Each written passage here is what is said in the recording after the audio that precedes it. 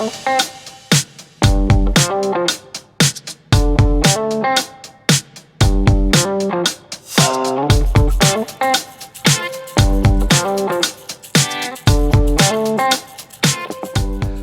morning, good afternoon, good evening, whatever time you are listening. This is Ben Goujon with Quad City Arts, and welcome back to Talking Art, supported by Quad City Bank and Trust. Today I am childlikely excited to be talking with puppeteer Monica Leo, who is the managing director and lead puppeteer of the Eulenspiegel Puppet Theater Company in West Liberty, Iowa, that works out of the Owlglass Puppetry Center. Monica. Yes. Welcome to Talking Art. Thank you. Yeah, I'm so excited to have you here. I had known of you through our Arts Dollars granting program for several years, and then recently got a chance to come out and visit the Puppetry Center and meet you and all of your crew Chris and all of Stephanie, the characters. Yeah, and what an amazing place. Tell us about the Eulenspiegel and the Puppetry Center and everything you do. Okay, well, the Eulenspiegel is obviously the name of the puppet troupe, and Owlglass is the name of the building. When we originally got the building in 1995, we'd already been active for 20 years. Oh, wow. And so there were people that were surprised that we didn't simply call the building Eulenspiegel Puppet Theater, but my feeling was that we wanted to use the Puppetry Center not just to promote and do our own performances, but also to promote other puppeteers and bring in puppet guests from around the world, which we've done. And so I thought we need a name that reflects that. And then my sister said, why not call it Owlglass? Because that's the English translation of Eulenspiegel. Got it. So that's why that's Owlglass Puppetry Center. And we've brought in puppeteers, I think I counted one time, from 20-some different states and 10 or 11 different countries. How cool. And we plan to continue doing that. So that's incredible. And you said in 95, when you moved into that building, you had been... We'd already been a puppet theater for 20 years. For 20 years. So you have been doing puppetry out of West Liberty, Iowa for over 50 years. Well, actually not out of West Liberty. Until 95, when we bought the building in West Liberty, we just worked out of our homes. Okay. But you have been... But we've been in West Liberty now for, we've been Eulenspiegel for a little over 50 years, and we've been in West Liberty for over 30 years now. That's incredible. And, as someone who is not native to these parts, West Liberty is just a small little dot on the map. It is. And but so it's a really interesting little town. There's a lot going on in that town. Finding a puppetry center with the history that you have was just, it blew my mind. Oh, yeah? When I came out. And I was so excited to be able to meet you and hear about your work. Tell us about what Eulenspiegel does, just kind of the general, the big story. Well, our mission statement says that we produce and perform and high-quality puppet theater and promote puppetry and the arts. Yeah. To the and educate the public about puppetry and the arts, and that is about it. We create shows, we perform them. We've performed in 31 states and 4 other countries. We're going to add a 32nd state next year because rumor has it that I'm going to Alaska to do a school residency. So I hope that really works out. That's exciting. Yeah. Well, how did you get started with puppetry? It was a fluke, an accident. It was totally unplanned. I was making my plan. I majored in art. I went to art school in Germany actually for a couple of years and got a degree in art and English and a teaching certificate to go with it. But I didn't really, after having done my practice teaching, I wasn't really excited about the idea of being in a classroom every day. It was actually a teacher that I credit for that, and who was my advising teacher for my practice teaching. And before any of us started practice teaching, he said, I want you all to make a practice of going home after your school day and working on your own work. He said, if you are able to do that when you're practice teaching, you will be able to do that when you're a classroom teacher. If you're not able to, you won't be able to do it when you're a classroom teacher, and I want you to think about that. Yeah. And that was really good advice, because teaching is a very draining occupation. Sure. And after, 5 classes or whatever a day, it's very difficult to summon the energy to work on your own stuff in the evening. Right. And, so I took his advice seriously, and I thought, no, I really do want to be a practicing artist. It's not that I don't love kids, I do, and that I don't want to work with kids, but I really want to be a practicing artist.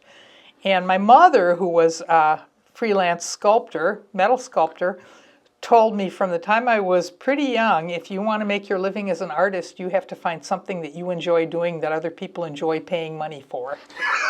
They don't tell you that in art That school. is very That's true. very unrefined. But I thought, okay, I've always been interested in puppets and dolls. I made puppets and did puppet shows when I was a kid. I thought that might be a decent way to make a living. And this was also like in the late 60s and the 70s, when the whole art fair thing was just starting to be a craze. And that was a perfect timing for me, because I started making puppets and dolls and selling them at art fairs. Yeah. And I was able to make a living at that for quite a few years. And then, I guess it was in the mid-70s, when it was 1974. I'd gotten into the habit of making these big puppets that were like 4 feet tall, and that had hollow heads and movable eyes, and you put your hand in the head and move the eyes with your fingers. Yeah. And but nobody wanted to buy them. They were a hard sell. And I had a neighbor at the time who was a mime, and she said, we Like should, you do. Yeah, we should do some puppet shows with those puppets, since you can't sell them anyway. And I said, I don't know, Deanne. I said, I've never performed before. I'm not a performer. She said, well, I am. I'll teach you how. That's how it started. She and I started doing puppet shows, and pretty soon people were calling us and asking us, if we would bring the puppet show to somewhere else, Sure. And how much did we charge? So then we had to start thinking about that. And that's was, like I said, it was accidental. It was not planned. Yeah. Well, it's so funny. Like, I think about how many people, like, and maybe it's now versus that time, but like, you plan on, I'm going to school for this thing. It's really, that was you're absolutely right. That was a much looser time. Yeah, and like, there are colleges with puppetry programs that people go through. But part of the reason it was a looser time was that it was not as expensive to get a degree in those days. Sure. I graduated from college with a total debt of $250. Oh my gosh. And that's unheard of. And I think that's my interest. Yeah, I had been working, I'd been working like 20 hours a week as a waitress pretty much the whole time I was in school. Yeah. And that was enough. That and a summer job was enough to pay, and a little help from my mom was enough to pay my tuition and room and board. And that's unheard of now. Yeah. And that's to me, that's one of the big failures of our society right now, that we make it so expensive for kids to get a higher education that, the decision is, either I don't get the higher education or I go in debt for the next 30 years. And that's it doesn't seem right to me. I think it should be way more accessible than that. Well, and you think about, I grew up with that promise of, like, this is America, you can be anything you want to be, which there's some of that. Like, there's still people that need to do sanitation work and build the streets, and there's lots of jobs that have to happen. And in fields like the arts, where there are typically more people who may want to be that than people that a community can support doing that. Right, yeah. Like, that's where sometimes that becomes they become very competitive fields, because, I always say, as a theater director and producer, like, the easiest thing for me to replace is an actor. I can have an actor drop out the day before opening, and I can have someone on that stage, no problem. But if my scenic designer walks out, that's a little more challenging. That's interesting. That's really interesting. But But, I think about kind of you talking about that.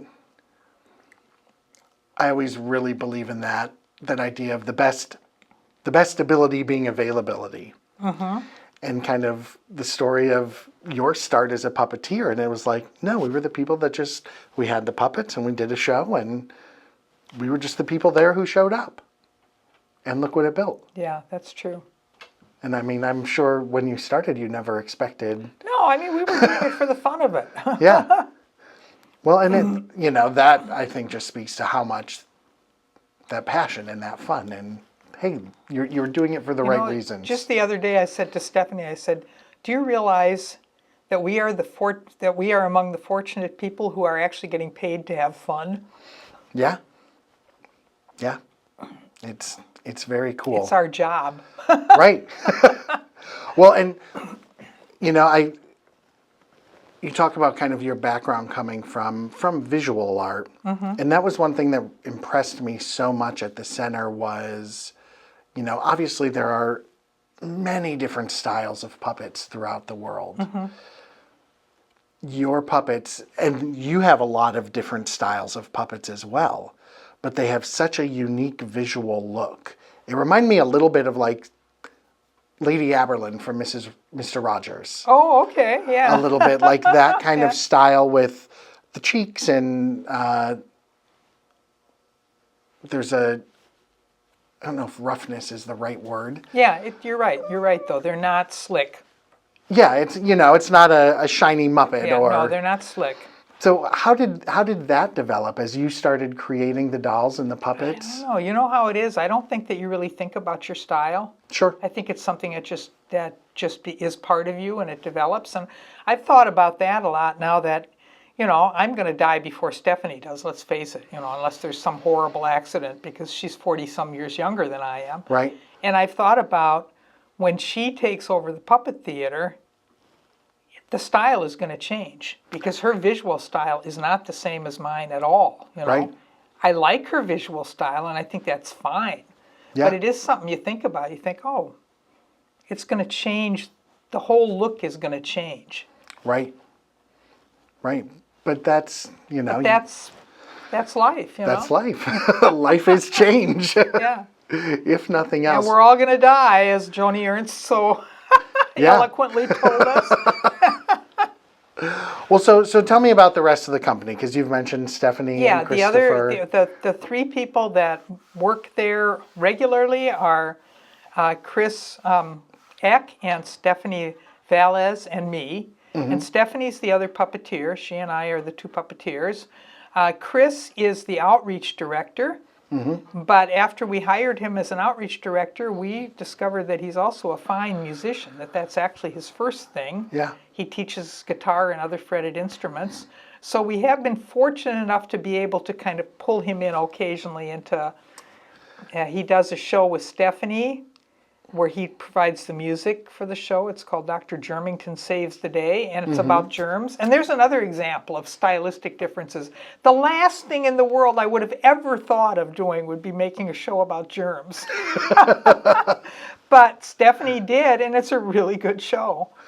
And then the other thing that Chris does frequently is we do a lot of school residencies where we go in and work with kids and help them create their own puppets and their own shows. Yeah. And Chris will come in, the last couple of days with us and help the kids put music and sound effects to their shows.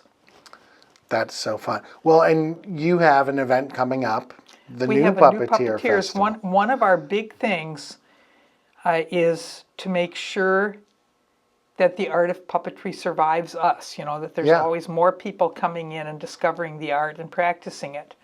And so this will be our 4th year of doing this new Puppeteers Festival. It's not, we started calling it the Young Puppeteers Festival and advertising it as for anybody who's young to the art of puppetry. And then we realized that people interpreted that as children.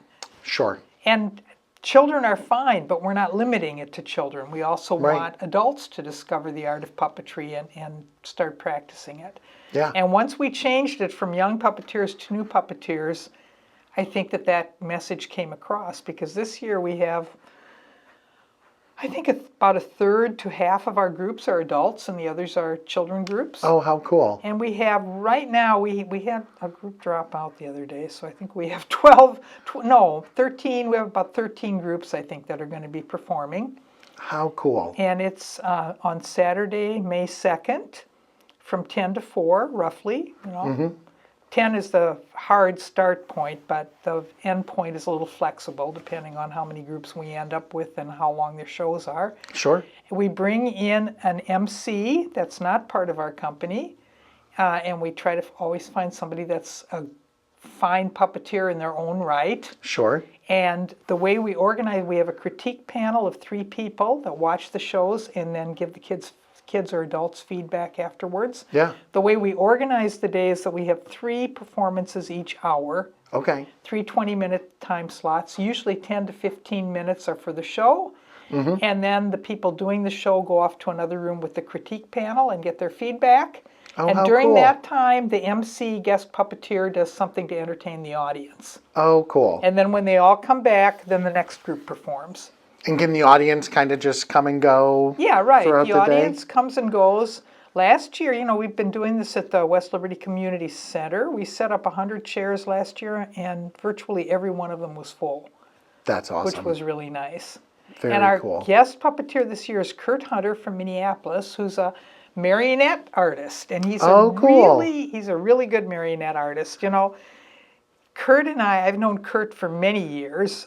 Kurt and I have very different outlooks on the way we approach the art of puppetry. Yeah. My goal has always been to remove as many controls as possible from the puppet and Sure. make it so that Terry Jean, my longtime late puppet partner, used to say, I want a puppet that moves itself. And so that's always been my mantra, make it move itself. Build it so that it has enough ambient internal movement that you don't need a lot of controls. Right. Where Kurt is the absolute opposite. He makes these multi-string marionettes that have a string for every little thing, Right. that are amazingly complex and really beautiful. So, one of the reasons I wanted to ask Kurt is that that's something so different from anything we do. Right. And I really don't want the people that come to our shows to define the art of puppetry by what we do.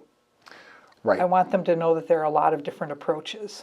Well, and that's the thing. And, I think about, obviously, I think that everyone's biggest cultural touch point is probably Sesame Street or the Muppets, which are having We're a the ones that resurgence. remember Mr. Rogers. There's the, Yeah. And we're more along, our puppets are more in the style of Mr. Rogers, most of them, Yes.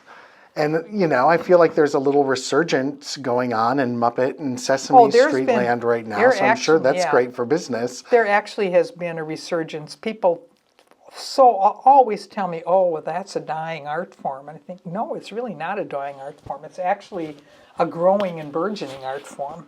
Yeah.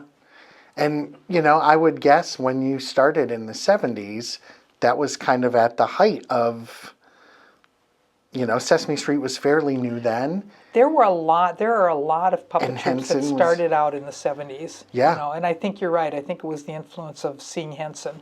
Yeah.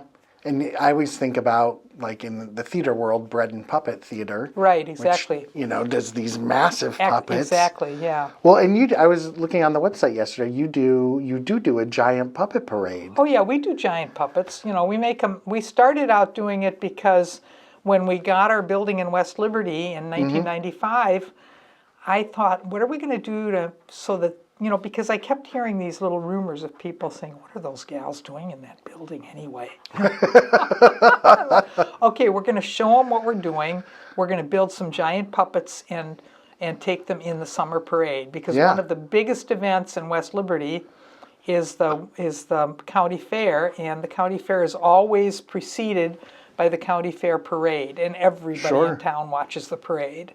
Yeah. So we thought, okay. So I called up. I knew the tag teacher at the middle school from previously, and I called her up and I said, do you have some kids that would like to come over and help us make some giant puppets for the parade? And she sent us 4 kids, and Terry Jean, who was, like I said, my late puppet partner, and I, these 4 kids built these 4 giant puppets for the county fair parade. And I had never done that before, but I'd seen them and I knew how to make them. I just had never done it before.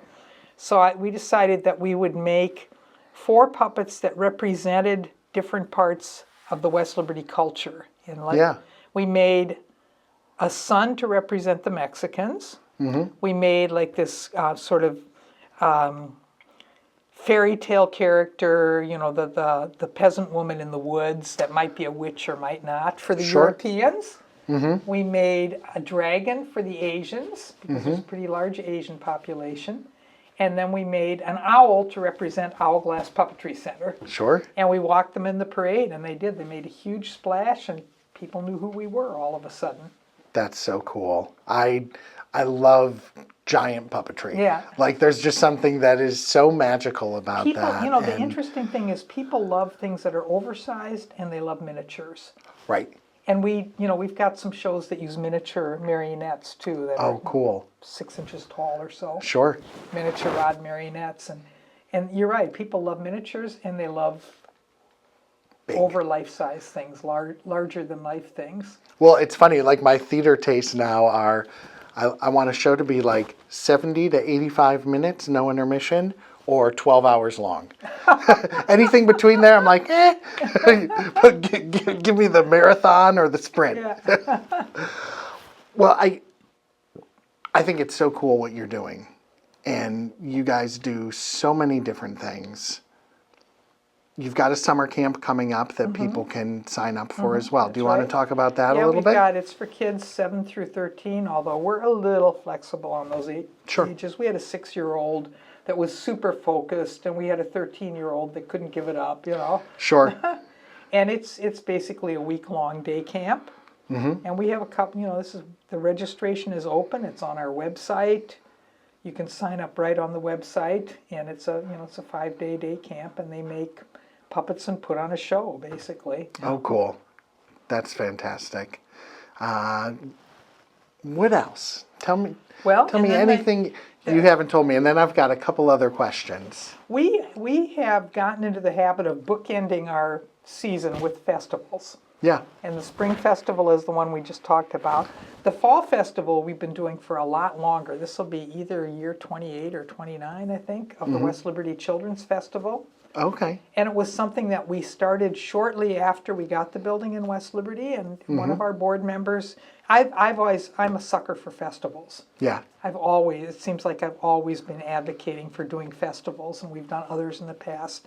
And at that time, one of our board members said, well, what we really should do if we're going to do a festival is focus on the thing that West Liberty has. And you know, some thoughts, well, maybe be an international festival because there's a lot of ethnicities. And then she said, nope, what we have is children. We have more children than any other small town. Sure. Which is true, and it's partly because we have so many immigrant families that tend to have larger families. Yeah. And so we thought, okay, we're going to have a children's festival.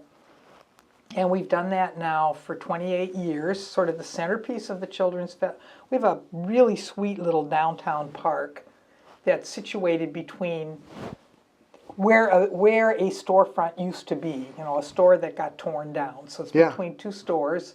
And it's just a little downtown park, and it has a little stage in it, and it has bleachers and some tables and chairs. So it's a great place to do performances. And we bring in 5 different puppet shows for that day. So we have puppet shows from 10 to 3 every hour on the hour. And then we have a lot of activities on the street. Everybody in town gets involved in it. You know, all the organizations put up tables, and we tell them they can promote anything they want on their tables as long as they're also providing an activity for kids that isn't a coloring sheet. Sure. Because that's too easy. Right. Gotta put a little effort into this, folks. Right. So, and that means that we have a lot of neat activities on the street. You know, we've had things like straw bale mazes and fun. Fish ponds we've had some years, and you know, just stuff like that. We had one gentleman who died some years ago, so he's not doing this anymore, but for the first quite a few years, he put up a giant sandbox that he made out of, he put walls on a 2x4 and put it up on sawhorses and filled it with sand. Oh, cool. And and then we'd go and bury little toys in it, so they'd have to dig for the toys and play with them. And, fun. so stuff like that all over the street, and then the puppet shows. That's fantastic. And then about 10 years ago, we also started collaborating with Latinos Unidos, which is one of the local Latino organizations. And we realized that they were also always doing a festival sometime in the fall.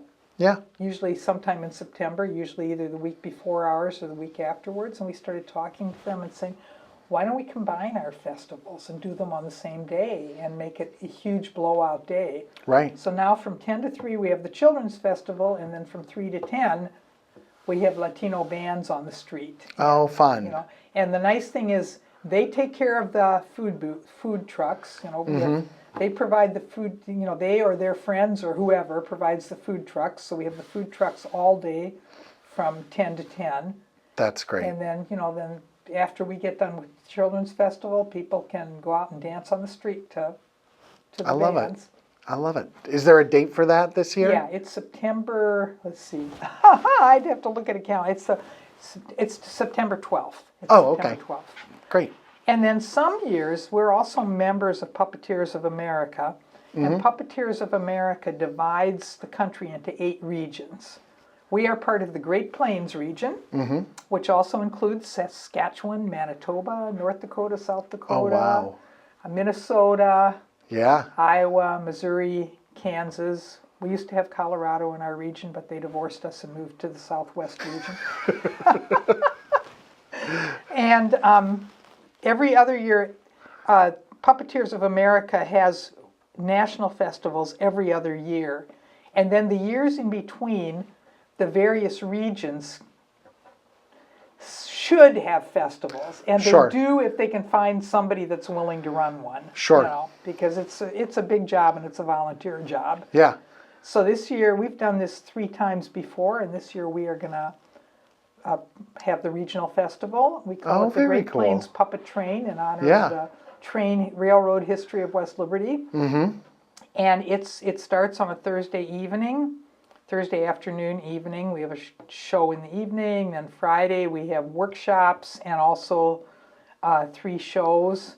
And then Saturday, Children's Festival takes over, and they experience that. Then we have another show in the evening, and then Sunday we have another show, and then we send them home. And so How that's fun. what we'll be doing. We've had, the last few times we've done this, we've had about 100 people attend the festival. How cool. That's so awesome. The only, we can provide them everything, and it's a great place to do it because, we've got our grocery store does a really nice job catering meals, and for lunches, they have lunch on their own, but there's a number of restaurants in West Liberty. The only thing we don't have is a hotel. So they Sure. have to go to Muscatine for the for the overnight For the lodging. lodging. Yeah, Well, you can't have everything, I guess. I guess not, yeah.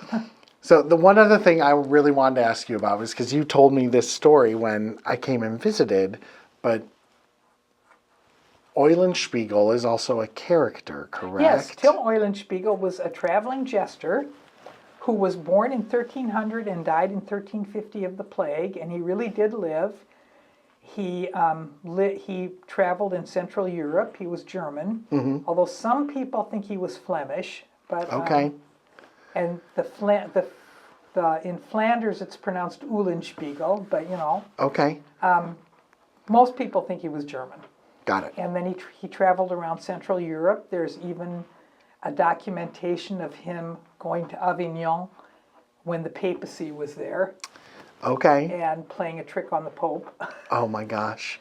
And there are 97 tales that were written down about him by somebody who claimed to be that his father or grandfather had been good friends with Till Eulenspiegel. When you read those tales, some of them just read like typical trickster tales. Sure. If the hero could just as easily be a rabbit, Yeah. And they're tales that you've read before in different. Sure. But then some of them are so unique and particular that that's what makes me believe that he really did that stuff. Right. I mean, it's been documented that he's alive or that he lived, and you can visit his grave. Yeah. But you could still imagine that it was just that all of these stories were imaginary until you start reading them and you realize some of them you haven't read anywhere else in any folk literature, and so you think, Right. oh yeah, he really did that. Well, and that is so fascinating to me, like this idea of this jester from 700 years ago Yeah. has lived on, and these tales have lived on. And a lot of times when I think about, obviously the history of theater goes back thousands of years, Right, yeah. but kind of going back into that, just the tradition of poking fun of those in power, Right, yeah. or telling those stories, those folk tales, and how they revolve. It's just so fascinating the way we have, as humanity, we pass those things along. Poking fun at authorities is really important. And he actually, Till Eulenspiegel, his mission was to play tricks on the wealthy and the unscrupulous for the Okay. amusement of the poor and his own amusement. We have whole industries of that now. Right, yeah, I think yeah. about things like The Daily SNL. Show, or yeah, exactly. And those are those And boy, do mouthpieces. they ever have material right now. They do. Too much. Sometimes it's Yeah. like too much material. Well, thank you so much for coming out today. It's been such a pleasure meeting you and getting to know you, and we're gonna make something happen. Okay, great. And make sure you come to the New Puppeteers Festival May 2nd from 10 to 4. Yep, and that's at the West Liberty That's at the Community West Liberty Center. Community Center, yeah. Great. Well, we will be there. I'm going to bring my little guy. Good. We can't wait, and I hope everyone Cool. here does too. And we have no idea. I mean, we have consulted with all of the groups that are going to be there, or most of them. We've got a few coming up on Saturday. Yeah. And I should just say, if you ever want to be part of the New Puppeteers Festival, the way that works, it doesn't cost anything, but you do have to sign a letter of commitment that you're actually going to show up and do it. Sure. And in exchange for that, we run the festival and we give you 1 or 2 free consultations along the line to help you figure out what you're going to do and how to do it. Oh, how cool. That's awesome. Very cool. Well, Monica, thank you so much for being my guest today. Well, thank you. Yeah, for more information, you can go to www.owlglass.org. Once again, I want to thank our sponsor, Quad City Bank and Trust, and my man on the mix, producer extraordinaire, Mr. Josh Graves. Thank you, Josh. I'm Ben Goujon. This was Talking Art.